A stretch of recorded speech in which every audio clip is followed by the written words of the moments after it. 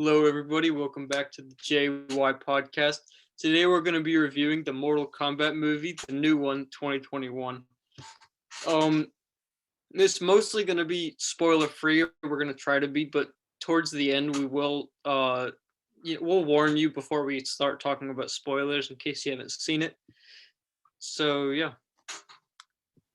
Yeah, so I thought the movie was pretty decent, at least for me. I went into this movie, I have like no knowledge of the Mortal Kombat stuff. I haven't played the games, any of that, or whatever other stuff there is for it.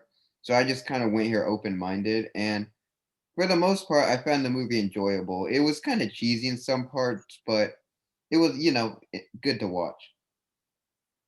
Yeah, I have played a lot of the games and like read the comic and whatever. And I think there's a lot to be appreciated for people who have played the games. It's like full of references and little Easter eggs and stuff. So I feel like he said, if you haven't played any of it, you'll probably still like it. But for those of you that have played the games and watched the first movie or something, you're probably going to enjoy this a lot more. Yeah, one thing I really appreciate in this movie were just the fight scenes. I think they were really well done, kind of that gore kind of fights. And for a radar movie, yeah, it meets up with the expectations you get. And yeah, I just enjoyed the fight scenes a lot. The CGI was great too. Exactly. Yeah, the movie shines in the fight scenes, and I think it knows that because there is a pretty good amount of fight scenes, and they last a while. It's not one of those movies where you're waiting in anticipation for the fight scenes. You always get them when you want them. So I think that's something that was really well done in the movie. Yeah, I kind of wanted to talk about the main character in this movie, um, Cole Young. Like, I thought this movie was pretty well, but it was kind of weird, like the way he got his power and stuff. It felt like he didn't do enough training, at least in my opinion. They just kind of gave it to him, if you kind of know what I mean. No, I feel you, and that's definitely a trope that I've seen a lot. Is like someone unlocks their hidden power, like by seeing their family in danger. That is done so much. And by the way, if you haven't seen it, they kind of have this thing where instead of just always having their powers, the characters have to like unlock them or something like that. And so yeah, that's a pretty interesting thing they add. And yeah, I do agree. Cole getting his was kind of just thrown in there. I think him as a character was kind of boring. Yeah, he was kind of a bland main character for me.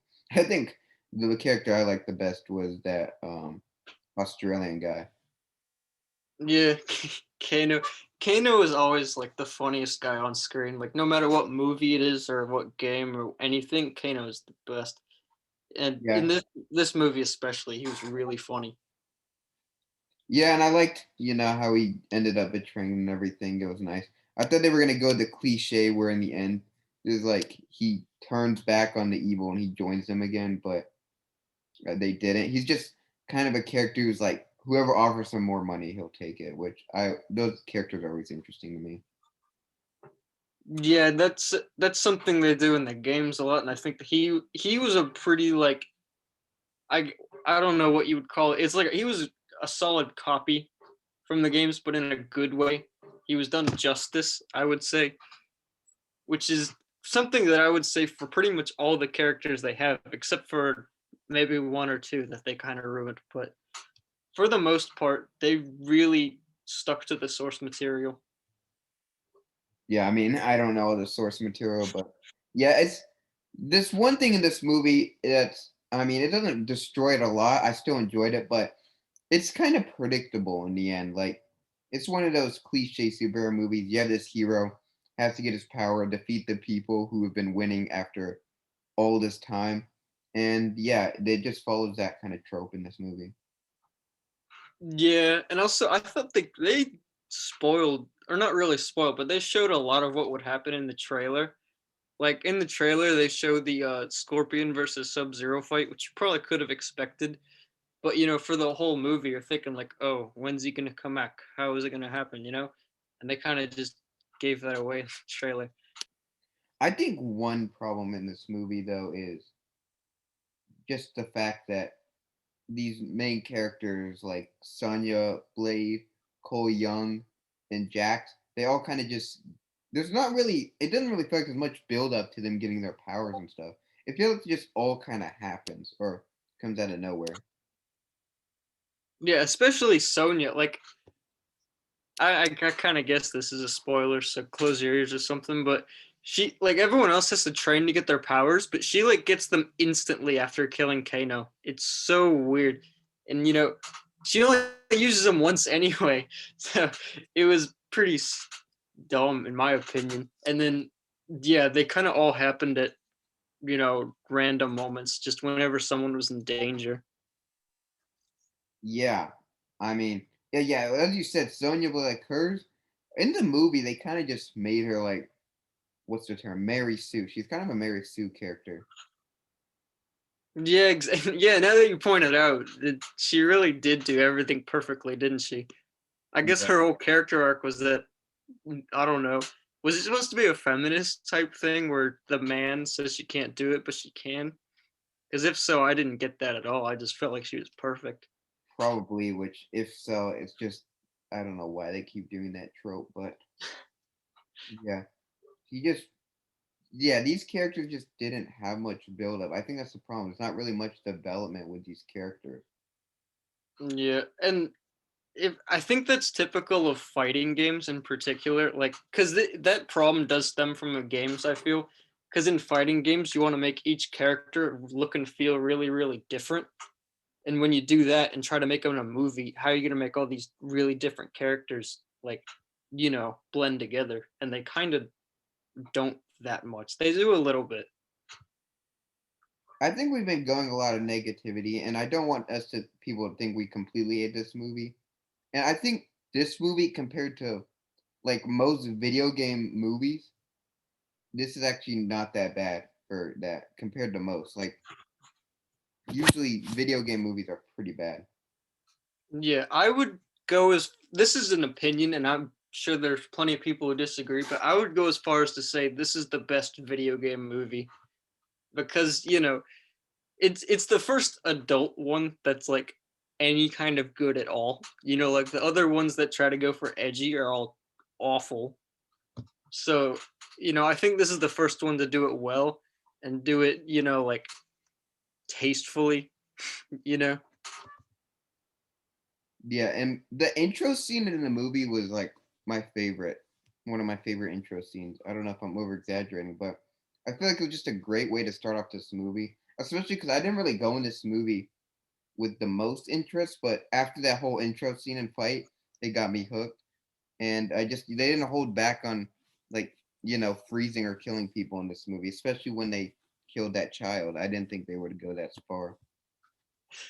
Yeah, that was definitely messed up. I think it def something that it did well in that scene particularly is it made Sub-Zero scary, which is something that's pretty impressive because he's the ice guy. How many movies have you seen that have the ice guy? Probably like at least a few. But to make him so scary and like particular is really like a good job on their part. Yeah, I think it was a great way to introduce him, but after that followed, um, he wasn't really that interesting for me. He didn't really have a personality, is what I'm trying to say. True, he did. He was kind of just like no pun intended, but he was the cold-blooded killer trope, where he didn't have any emotions. No, I don't think he even had dialogue really after the intro scene. He just kind of went around killing people, which if you really like action movies, you probably won't mind that. But if you're looking for something a little more, you're gonna be left hanging. Yeah, and one thing I love in movies is usually just the villain. I'm just kind of a villains guy, so I was kind of disappointed when this villain was not that good. But I mean, just because a villain isn't the best, it doesn't completely like destroy a movie. Like it's pretty easy to look over because of these just great fight scenes that came out of it. Yeah, exactly. That is something. Again, I'm gonna have to bring up a negative, but the villains felt really forced as well. Like they pretty much just said, "We got to go kill these other guys cuz we have to." And so they did. Like Shang Tsung, the main antagonist, he just grabs a bunch of random people and says, "Let's go kill the Earthrealmers." And they say, "Okay." And then they do. And that's about as far as the antagonists go. Yeah. Um, yeah, it was all I think that's just the main problem with this movie is a lot of stuff feels forced. Yeah.